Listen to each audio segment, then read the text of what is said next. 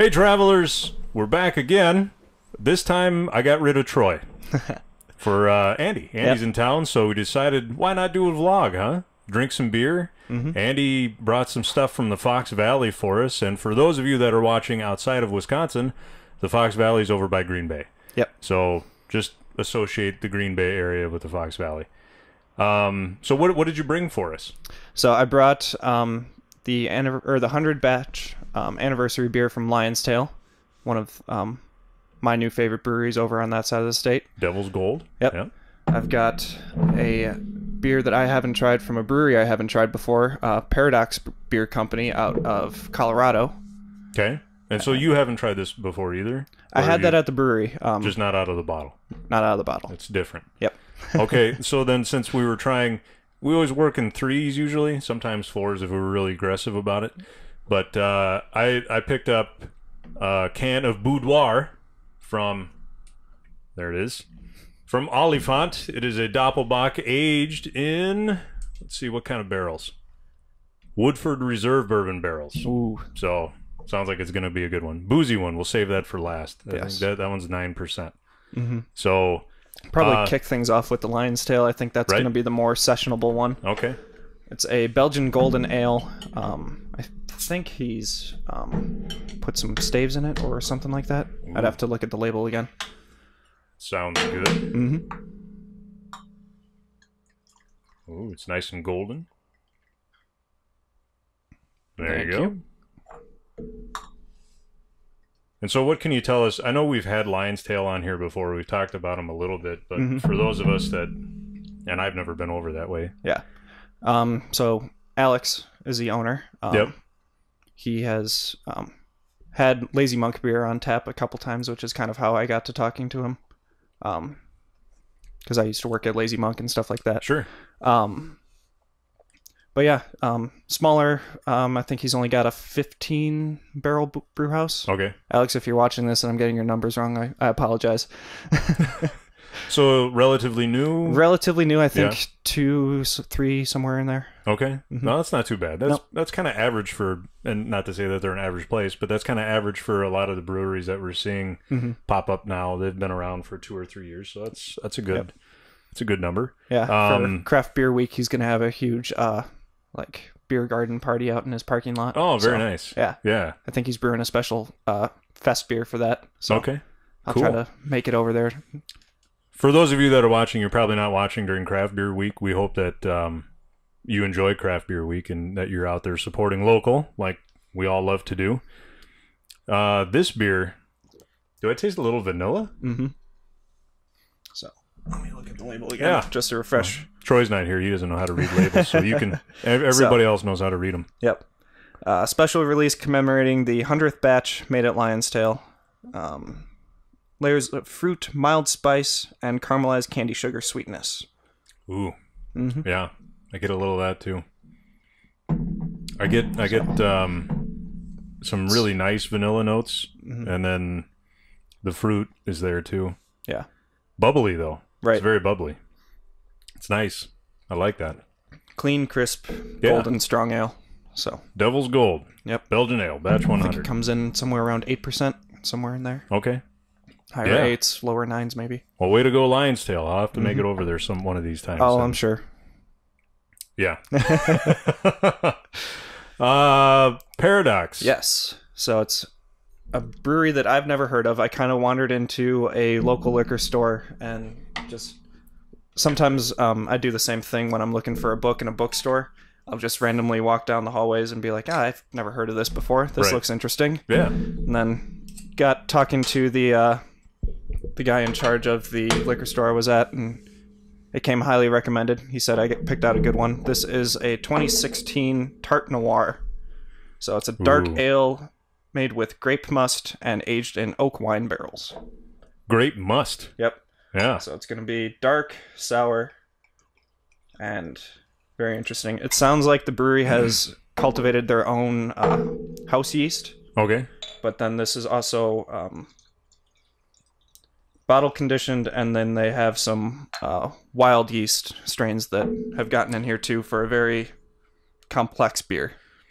And I don't know how you can see that on camera, but it's quite cloudy. Very. And dark. Mm-hmm. And the nose is sour grapes. Yep. That's a little bit of like maybe grape molassesy juice. kind of too.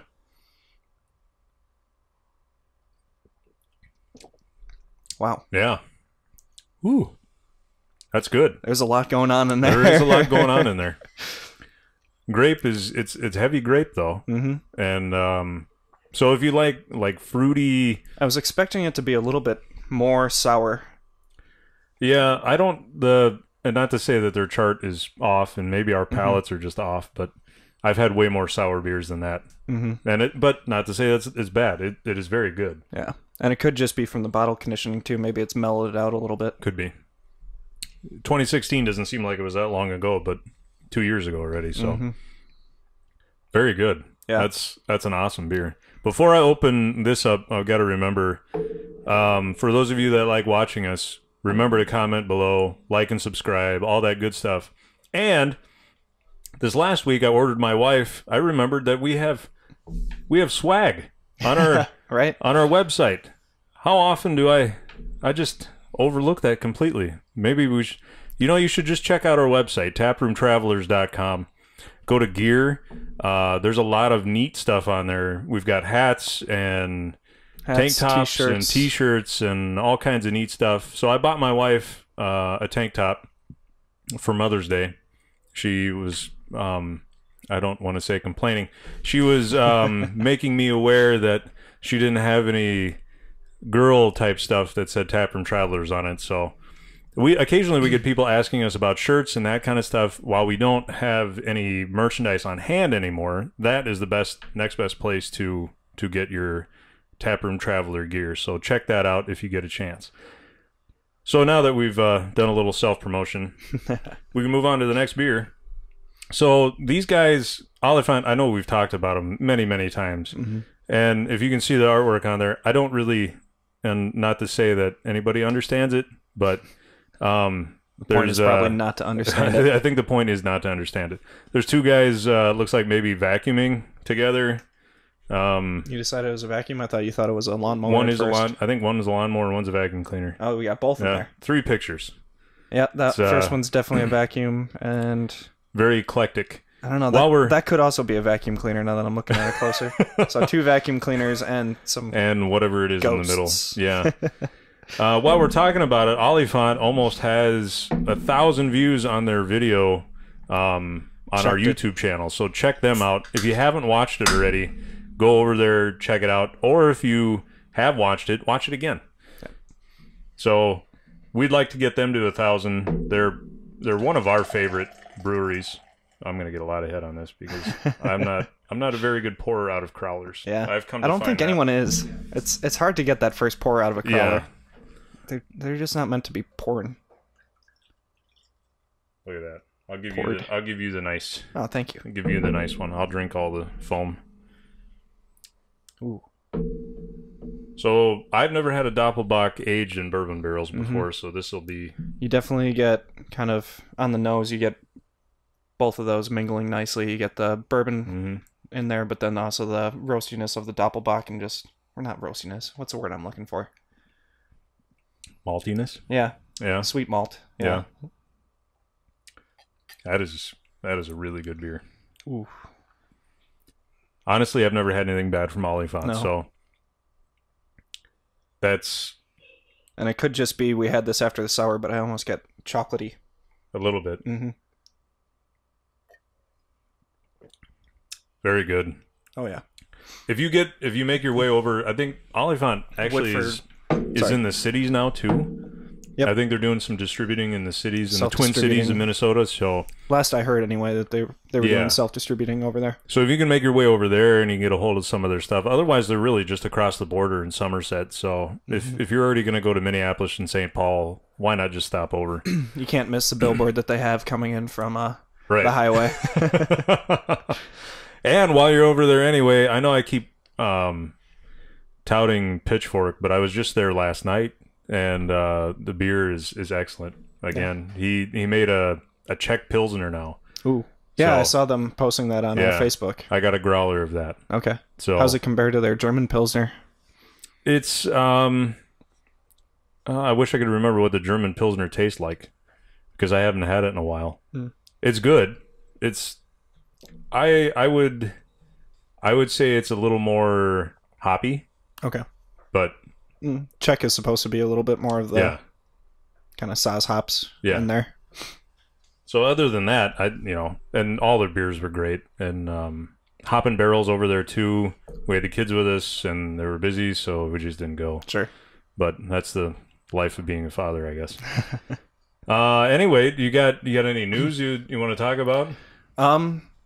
Just that I heard a rumor from a friend who works at Summit that Iowa is pulling all the Keller Pilsner away from this market. Thanks, or at least Iowa. My market. So, yeah, I'm not sure why Iowa's getting preferential treatment. Probably to compete with Toppling Goliath, I would guess. Probably. Yeah. So, Summit in Iowa. We'll be down there for a wedding in July. Yeah. So we can pick up some Keller Pills then. Mm-hmm. But in the meantime, thanks a lot, Iowa. Jeez. Otherwise, I think, we had talked about in a previous episode about Green Flash and how they were done. And you guys can comment if you know, those of you that are out there watching this, if you know, I keep seeing them post on Instagram and other social media stuff, and it seems like they're still alive. So sure. If you can confirm or deny for me and for the rest of us, right, whether or not they're help us get our facts straight. Right. I can admit when I'm wrong, and it happens. And it happens. Yeah. There's a lot of rumors floating around in the beer industry, and no one quite knows the full story ever. Yeah. Or if they do know the full story, they're not really keen on, talking bad about. Right. Well, and I never want to talk bad about any brewery anyway, but when it's bigger news, when I'm reading it on the internet, not that everything on the internet's true anyway, but when you read a lot of different stories about it shutting down and whatever, and you think, well, right, they're done, but apparently not. Or maybe they are, and they're just acting as they're not done. I really don't know. Yeah, speaking of that, there was a brewery that we've gone to, Like Minds. We stopped there when we were down in Milwaukee. They had some really good sour programs and some IPAs on as well, but they have apparently shut down. I know they were looking at moving to a new location, and that's originally why they closed down that tap room. But sure. Again, through the rumor mill that is the brewing industry, funding fell through on that new building, so they're just completely shut down now. And there's actually a new brewery in their old location who is apparently doing a really good job too. But so yeah, that's a bummer. I know. You hear bad news like that, and I thought that they had some great sour beers. So I did too. Unfortunately, I don't think only sours is as marketable as they had hoped. Yeah. So well, that's unfortunate because I would drink sours all the time, but I don't live there, so yep. I can't do my part in helping keep afloat. Anyway, we're working on a lot of different episodes. We're working on some more vlogs. We may end up taking this on the road at some point. So even though I like the comfort of our booth and the signs and all that kind of stuff, it's nice to get out on the road when you can. So we appreciate all that you do, all the people that watch us, and share this with a friend if you want. And until next time, Prost. Cheers, guys. Hey, everybody. Thanks for watching. If you like what you saw, you can click down below where there's some more episodes for you to watch. And don't forget to like, comment, and subscribe on episodes that you do watch. We hope to see you next time.